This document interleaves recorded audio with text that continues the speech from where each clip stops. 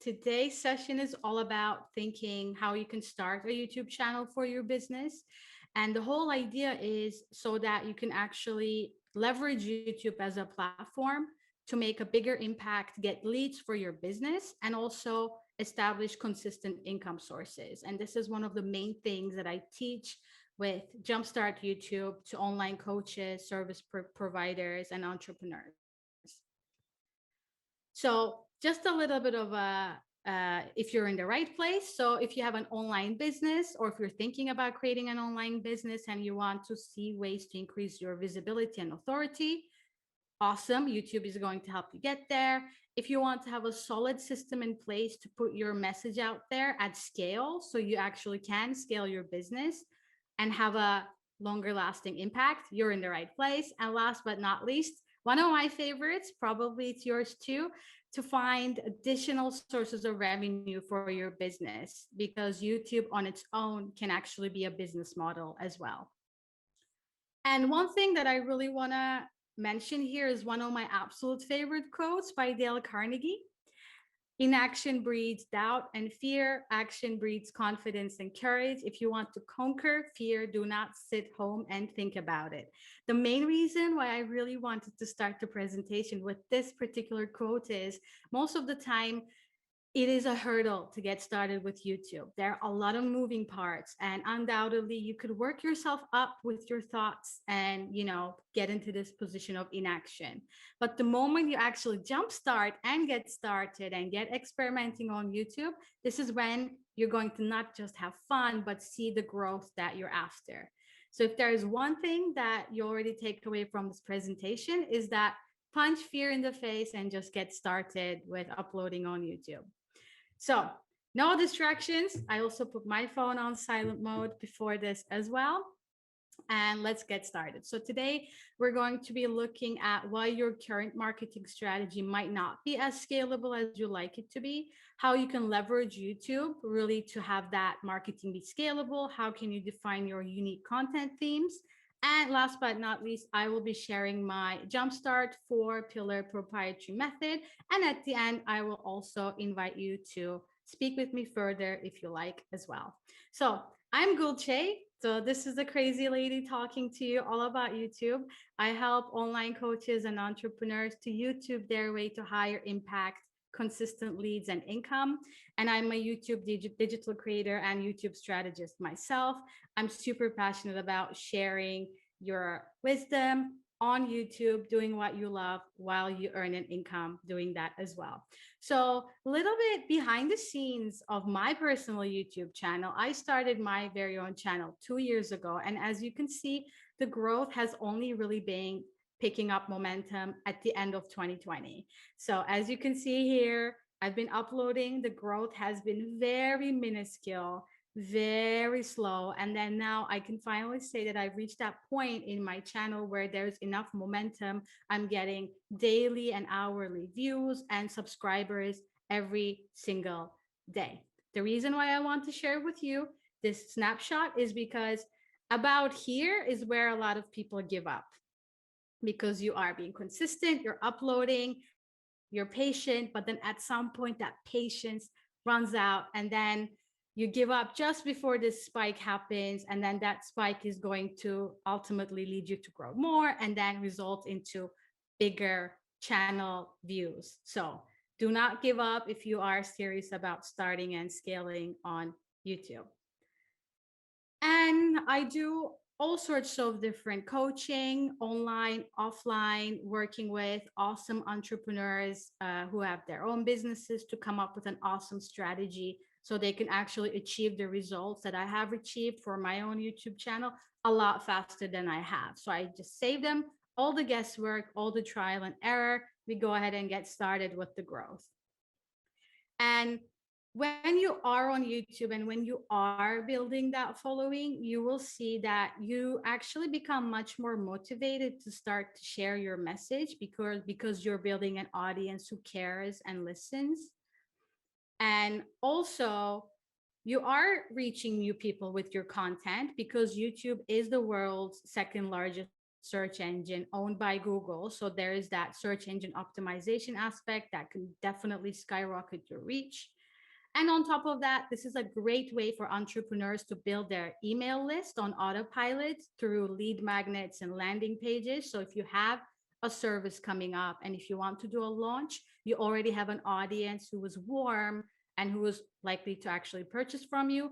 And last but not least, you will actually reach to that point where before you even have anything to offer, people will be writing emails to you or messages to you wanting to work with you. So that's how powerful it is. And on top of that, you will get additional sources of income. Like I said, grow your email list and essentially get paid through YouTube to promote yourself. So this is what it's different with YouTube, unlike other social media platforms where you actually pay them to push your content out. YouTube actually revenue shares with the creator while you're actually promoting your own business. And to give you a bit of a perspective, in the first year that I was on YouTube, I had just about 1,000 subscribers, 60,000 views. And at the time, I was super grateful for that. But now I can definitely, through data and statistics on socialblade.com, can see the exponential growth. So at the end of the second year, you can see 25K subscribers, almost 2 million views. And then 2 years after that, you're over 100K subscribers and 10 million views. So number one question to ask is, imagine you have 150,000 subscribers who care about what you have to share and you have 10 million views. What would that mean for your personal brand, your legacy, and ultimately your business bottom line? Think about the impact that would have for your business. Like I said, search engine optimization and focusing on creating content for a search engine like YouTube is such a wonderful long-term strategy for your own visibility, because you could do cold calling, you can, write cold emails. You could, if you wanted, pay advertising on platforms like Instagram and Facebook and give your money to Mr. Zuckerberg, hoping you're going to get these awesome leads, which definitely will work. But the thing is, YouTube is the long game. It's going to drive you traffic, not just today, not just next year, but for 10 years, 20 years down the line. So this is something very important to keep in mind. So with all of these in mind, I'm super nervous. I recorded my own first video just about 2 years ago, and I was super nervous. I had no idea what I was doing. As you can see, no makeup, messy background, totally unsure if anyone's even going to watch me. I was living in a very tiny studio apartment at the time as well. But the most important thing here is to get started. Punch that fear in the face. If you've been thinking about getting started, if you're a little bit nervous, you really have to feel that fear and take that leap of faith anyway. But I know you're all here wondering, what would it look like if it was easy to grow on YouTube? Am I right? So this is one of the common questions I get. But Gulce, like, how easy is it actually? So the trick here is to create engaging videos that your people want to watch. And this has two crucial components: engaging videos, your people. So engaging videos, under that category, you have to think about your video topics, your script, your delivery. How long are people watching? What are your calls to action? And then your people are the people that you are reaching with your business, right? So those are the people in your niche, demographics, psychographics, as well as audience problems and aspirations. And those two come together with your business, where you're actually providing a solution to that community while building and expanding that community, nurture those leads, and then eventually turn them into paying clients. So I have a question now. I am wondering which channel you think would grow quicker on YouTube. So channel A makes content about Facebook groups, shooting YouTube videos, growing on Instagram, personal finance, mindfulness. And channel B talks about how to invest your money, how to build an emergency fund, how to purchase your first investment property, so and so forth. Let me know which channel you think would grow quicker?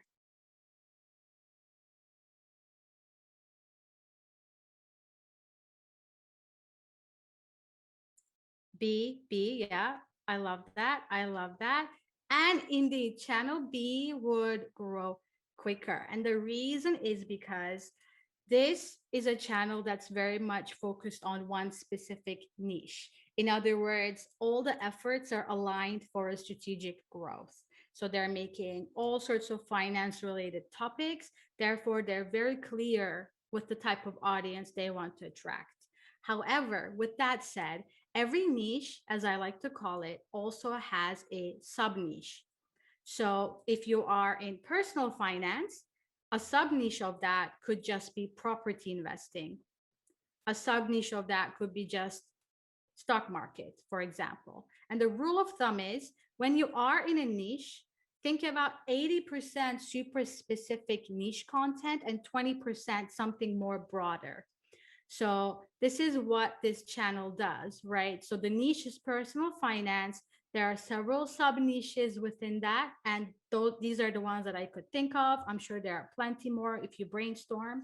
And because the channel is more focused on these kind of topics, it's likely to grow a lot faster. So this is something that I also want you to think about your own business. What niche are you operating in? And most importantly, what is the sub niche where you are able to stand out from the crowd and create that blue ocean where you're not drowning in this red ocean of competition for yourself? Now, let's dive a little bit deeper into the types of content and your positioning, because after you've decided on your niche and your sub niche, you might be wondering, okay, but what kind of content should I actually be creating? For this one, as part of a method that I came up with, inspired by the Japanese ikigai, I came up with this diagram. And this is what I like to call your perfect fit for your channel diagram. And it consists of topics you love talking about, topics you're an expert in, and topics your people or your ideal audience is searching for. For example, if you're in digital marketing, okay, what are the topics you genuinely love talking about in that field? And what is something that you or other people could deem you an expert in? For example, that could be YouTube marketing, that could be Instagram, that could be LinkedIn, email marketing. So that's your expertise. And you also have to keep in mind, what are your people searching for? What is it that they're truly interested in learning about the thing that you love and you want to teach? And essentially, the topics you love talking about, these are your passions, things that really light you up. You're naturally excited about them. And even if you don't know about them fully, you love searching and learning more about them. It's not like, oh, no, I need to learn this new thing, but it really lifts you up. Like, I get to learn this thing. And topics you're an expert in, when it comes to this, think about your formal training, your background, your certifications. What would someone consider you an authority in a field you're in? Maybe you've already studied this topic. Maybe you already did extensive research. It might still get you naturally excited because you've already invested a lot of time in this topic and the knowledge transfer comes easily. In other words, because you're already an expert, you might not need to do additional research before you can actually, hit record and make a video about it. And last but not least, the crucial part of the puzzle is the topics your people are searching for. So think about the most frequently asked questions. So if I was someone who needed help with digital marketing, for example, I go to Google, what is something that I would type in there to find an answer to? And this is usually people looking for solutions to their biggest problems and biggest pain points. And these could even be trends in your niche, things that are apparent in pop culture in your niche, recent relevant news, or things that have natural higher traffic of interest. So a quick way to actually gauge that is to use a tool like Google Trends or answerthepublic.com, or even browse Reddit subforums to see what are people actually typing and what are people searching for. And this will give you a nice starting point when you are putting the full picture together. But the beautiful stuff happens in the intersections of every single one of this theme. So tier A is what I like to call the path of least resistance content, because this is already stuff you love talking about and you're already an expert in. And as much as possible, especially in the beginning, to keep the momentum going, try to be in this tier because it's going to come to you a lot easier. And you can search engine optimize everything and sit down and batch record this type of content if it's a little bit like what I'm doing right now, talking head video at the camera. And you have tier B. So this is where the topics you love talking about and the stuff that your people are searching for come together. And this is what I like to call the passion position content, because this might not exactly be the content that you're an expert in, but because you love talking about it and people are searching for it, there's a nice match there. And this will definitely allow you to explore different realms because it might need you to do some extra research. These could possibly be connected to your passions and hobbies outside of your business. And these might be potentially competitive because there's going to be a high demand of people searching for these topics. But because there's already demand, it will help you grow your channel. And last but not least, tier C is the ultimate business growth content, because this is your expertise and the search volume coming together. Again, could potentially be competitive, but this is why we're doing this exercise. So you think of this in a holistic way to define what actually helps you to stand out from the competition. Again, could be connected to your background, your formal training, and because this is the stuff that you're an expert in, when people find your content, the knowledge transfer is smooth and easy. Your channel is also likely to grow faster. And when you're at this point, if you don't already have a paid product, you can consider creating a paid product or service around solving a specific problem for this audience. I hope this is clear so far and gives you a nice visual sort of understanding of the way to approach the types of content that you should be creating. Now, the second part is, of course, the algorithm, because we all talk about the algorithm, right? Like the algorithm, is it against us? Is it for us? You know, some creators complain, but my channel is not growing. The algorithm hates me. Well, algorithm does not hate you. The purpose of the algorithm is to match the right viewer at the right time with the content that they are the most likely to watch the longest. So that's all the algorithm does. At the end of the day, it is machine learning. It has a lot of data, but it is at this point so smart that it is going to match you up with the right people that you're looking to attract. And when you are in the algorithm, there are a few things that you need to keep in mind. The first and foremost is your search engine optimization. So factors that affect this are your titles, your descriptions, your channel bio, the tags you use, and the video tags you use. I like to call this the good old backend stuff. So the stuff that you use to communicate with the algorithm side of YouTube, not so much with the actual viewer and the viewer interaction, but you also want to make sure that you have high click-through rate and audience retention. So this is the part where you're actually communicating with the viewer. So just talking to the algorithm is not enough. You need to get people to click, pique their attention, and keep them watching as long as possible and come back for more of your content. This is also a very defining factor for triggering the algorithm to essentially be on your side so the algorithm doesn't hate you, so to say. And then last but not least, something that I'm super passionate about, and I know this could be sometimes a little bit overwhelming, but that is to correctly interpret data and correctly interpret metrics that matter, that are going to help you to actually grow your channel.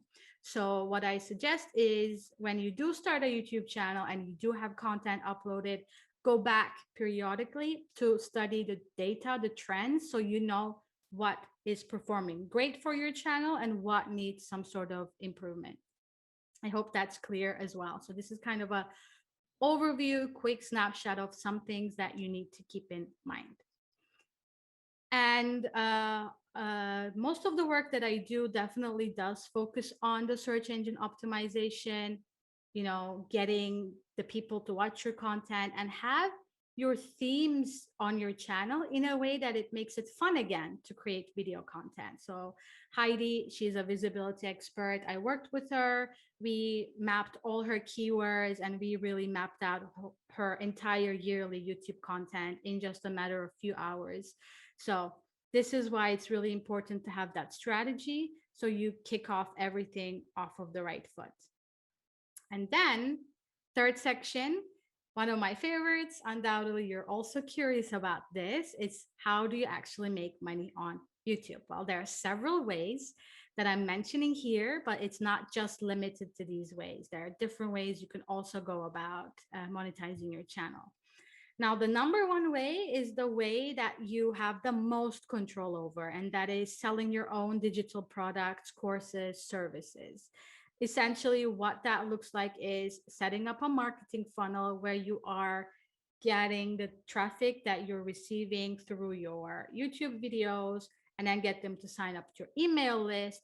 Then a series of emails kick in that introduce you, and then there's an offer being made. So this could bring you to a sales page or to a sales call, depending on how you structure your business. And the second way, and this is something that can happen to you as little as 1,000 subscribers, because I got my first sponsorship deal on YouTube when I had just over 1,000 subscribers. And that is securing paid sponsorships. So partnering up with other companies and people that align with your niche, who are not direct competitors, but they're complementary to what is it that you do and your audience might also be interested in. So this is something that I'm also now doing as well with my channel. As the channel is growing, the scale of sponsorships also have a very, very big potential to grow substantially. So this is a very great form of earning a living on YouTube. And then the third main way is earning from affiliate links. So this is basically signing up to various platforms like Amazon affiliates. You could also become part of other digital creators affiliate programs. So for example, again, if you're a coach who's specialized in Instagram, you might partner up with a coach who teaches, for example, Pinterest, and they have an online course, and you basically promote their course in your channel, inside your channel description. Every time someone buys off of your link, you get a percentage of the commission. These are the three main ways, and my favorite ways that I like to monetize my own YouTube channel and what I work on with my other coaching clients as well, to really get them the systems so they can maximize all of these. And there are other ways as well, right? So you earn basic income from Google AdSense. So that's the revenue you get simply because YouTube is placing ads on your channel. You can sell merchandise, or you can set up a donation page like Coffee or Patreon or buymecoffee.com. These are all very possible as well. So I'm curious, after you've heard this, let me know in the chat again, what are some ways you'd like to earn additional income from YouTube? What would be ideal for you?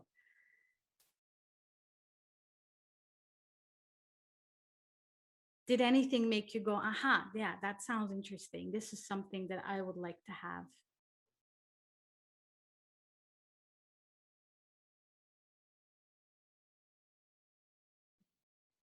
I wonder whether Gulce, could we discuss it rather than putting it in the chat? Would that be another way?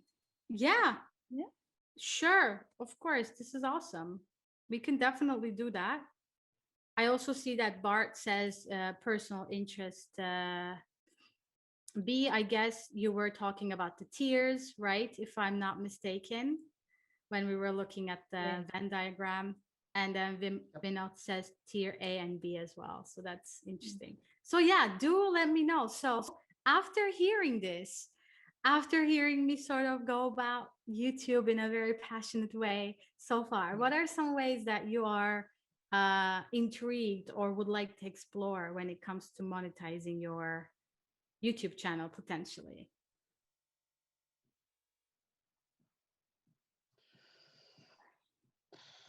Bart, I see, is thinking. Awesome.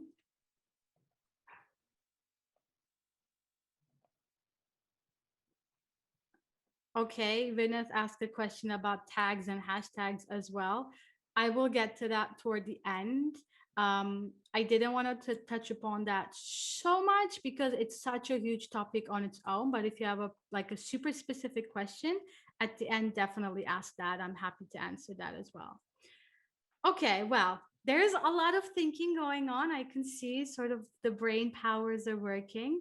But safe to say, there are definitely different and innovative ways to earn additional income from YouTube. And it could even bring you passive income actually through just having a channel and uploading content consistently. Let's touch a little bit upon the tech, and I'm super aware of your time as well. I'll try to keep this super brief. But the tech is important, and this is where I get a lot of people asking questions, and tech tends to be one thing that holds people back from even starting a YouTube channel. Of course, video being a visual medium, there are three main components, super simple, but when you dive into each one, there are intricacies. But the main umbrella here is to think about video quality, audio quality, and lighting quality.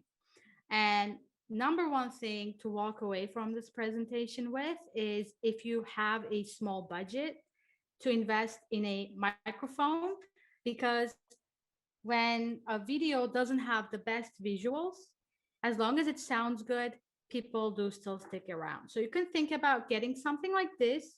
This is like a shotgun microphone that you can mount on top of a digital camera. Super affordable. You can get these for under 100 euros or less. Or you can also think about getting a lavalier microphone. You can get that as little as 20 euros. That's the microphone you clip onto your shirt as well.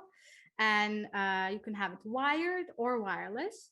Or if you sort of prefer sitting and recording more educational type of content, you can also think about getting something like this that you just, have on your desk. So you have a better audio quality. When it comes to the video, these days, if you have a smartphone like you've purchased in the last couple of years, it doesn't even have to be the latest tech. That's all you need to get started, as long as it is sitting on something stable. So initially, it could be stack of books. You don't even need to invest in a tripod, as long as it's stable, you have good audio. And then to think about your lighting. So you can think about just utilizing daylight. Make sure the light source is facing you, so you're evenly lit. Think about what's on your background. Obviously, right now I'm in my office area, so background, you have a bunch of mess. So when you are recording a video for YouTube, think about what your background and your staging could look like. And if you want to go a step further, you can also invest in a super simple softbox that you can just plug in, turn on, and then it's going to get you awesome lighting. Super simple tech goes like a long way. The best gear you have is the one that you already own to get started. That's the bottom line. So the summary is basically looking at your niche, think about your sub niche, get clarity around those, think about all of those tiers where you want to position yourself. Think about the things I mentioned about what affects the algorithm. Dive deeper into those. You can actually YouTube about YouTube on YouTube. There's a lot of great information, or you can get in touch with me as well. I'm happy to help. We spoke about how you can actually get paid because you have a YouTube channel. You can sell your own stuff, affiliate marketing, sponsorship. The world is your oyster. There are different ways. You can always brainstorm. And most importantly, creating the content with the gear that you have right here, right now, in a super efficient way. Most important is to be seen, share your message, be heard, and be memorable. And I also want to talk just 2 seconds about Jumpstart YouTube Academy. And this is my program where I take entrepreneurs through this jump method. And every letter of the jump method has a different section we focus on, and it touches upon what I just discussed in this presentation in a much more detailed way. So we look at niching down, understanding the algorithm, how do you actually monetize, and how do you actually produce videos at a high quality without needing to have this Hollywood level production. So that's the jump method over at Jumpstart YouTube Academy. And if you have any questions about that, you can always get in touch with me, book a call with me. We can discuss to see if this is something for you to move on forward. But with that said, I know there are questions, so this is the moment to now do Q&A. Thank you so much for your patience. I get too excited. I can talk about this stuff forever. But now let's turn the camera over to you. So feel free to unmute and ask any question that you have. Because I've seen already that Vinod had questions about tags and hashtags. So it would be awesome if you could unmute and elaborate a little bit on your question. So the question is like, so we do have some relevant tags, like adding some relevant tags and hashtags to the description and so on, but still want to know, like, do it in an optimal way. I'm not sure if I'm doing it right or I'm just doing, yeah. So that's a sort of a question what I'm looking for. Okay. So where are you currently looking for these tags? What does your hashtag video tag research process look like? Uh, I just take it out from my content, like what is the relevant content that I'm talking about, and then accordingly I add some hashtags to it. So if it's sort of like innovation is my area, so I put in, like, if I'm talking about some innovations or inventions or any new products, so I hashtag it directly. So I don't do a sort of any research, but straight away it comes out from my content only. Okay. In that case, something interesting for you to think about would be in your area of innovation. What are people searching for? What are the most common how-to questions people ask? That's the easiest way to start, because YouTube is also a search engine. If you even type a how-to question on YouTube, on Google, you will see videos will also pop up as answers, right? So think about what are the most common how-to questions. And if you are unsure, you can use answerthepublic.com Okay. to put in there a keyword that you think you should optimize for, to see what are people actually typing about regarding that keyword or keyword phrase. So that's step number one. And the second step would be to try to actually get a tool where you can explore this further. So for example, keywordseverywhere.com is a great one. And it will also give you different types of suggestions for keywords and keyword phrases as well. But these days, even though tags are important, what's much more important is your strategy. How Okay. do you script your video? And how long are you keeping the retention of your audience? Because these days, Google and YouTube, they also listen to what you say. So before, tags were super important because YouTube had no idea, and they sort of relied on your common sense and in good faith that you're not going to do something clickbait when it comes to tags, Okay. right? But these days, they really listen to what you say. So think about what are the keywords you want to optimize for, the mostly asked questions, and have your video structured in a way that repeats those keyword phrases in a way that Okay. makes sense, and in a way that keeps the audience watching, because watch time is super important. That's the number one metric that YouTube is measuring at the moment. How long is someone watching a video? How long is a channel keeping the viewer consuming YouTube? Okay, okay. And from the CTR perspective, like, how should I understand that, like, click-through rate thing? How should I interpret the percentage? It's considered great click-through rate if it's 10% or higher. Okay.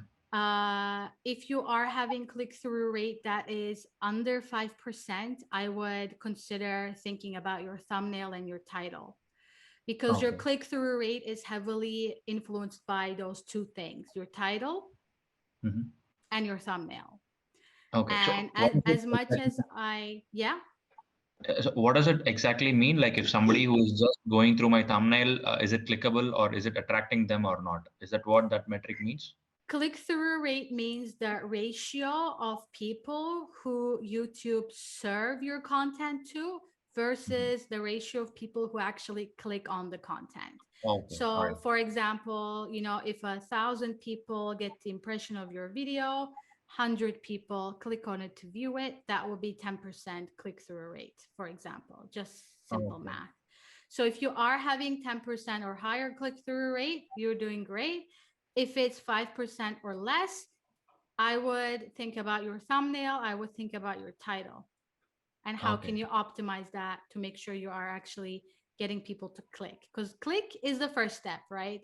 I hate judging books by the cover, but these days visuals are important. People see the thumbnail, the title.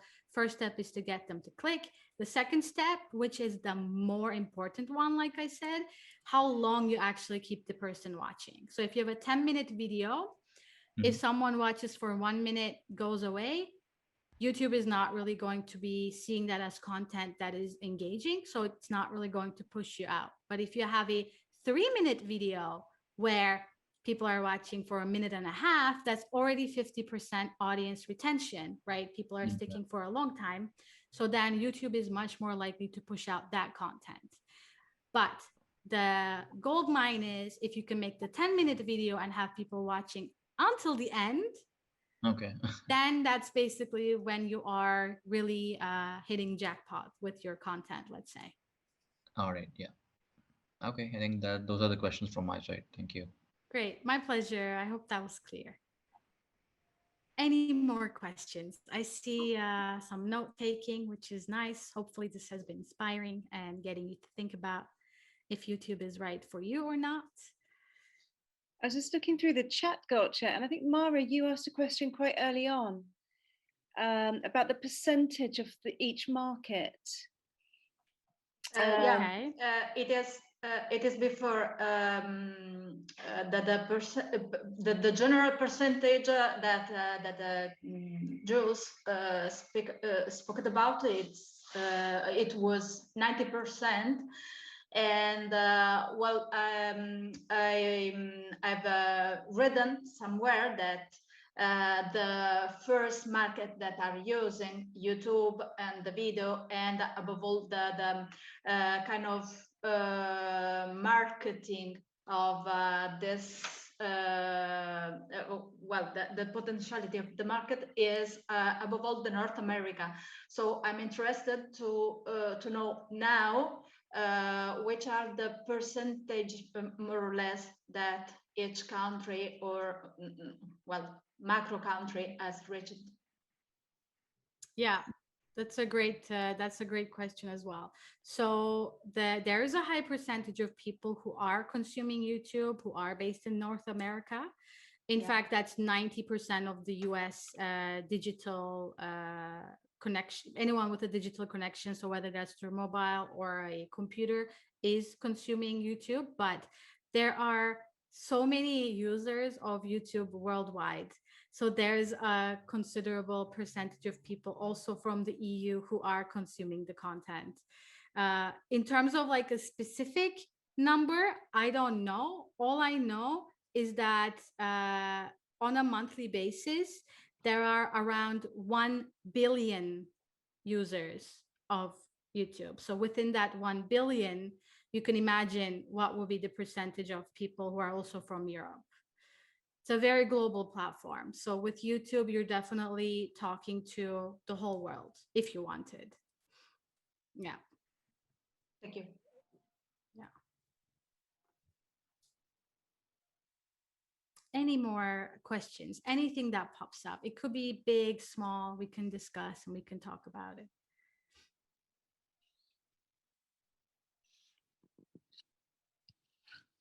Well, I'm looking at the time, Gulce, and it's been an incredible session, and we're heading towards 6 o'clock, so it's gone over, because it's just been such a fascinating talk from you. Thank you so much. My but I think if pleasure. anyone has any further questions, then they will know how to get in touch with you if they would like to go one-on-one with you. I'm sure they'd be most welcome to do that. Yeah, definitely. You can find me also on social media and drop me a message. Thank you so much for attending. I hope this was somewhat informative and inspirational, and you'll get started on YouTube.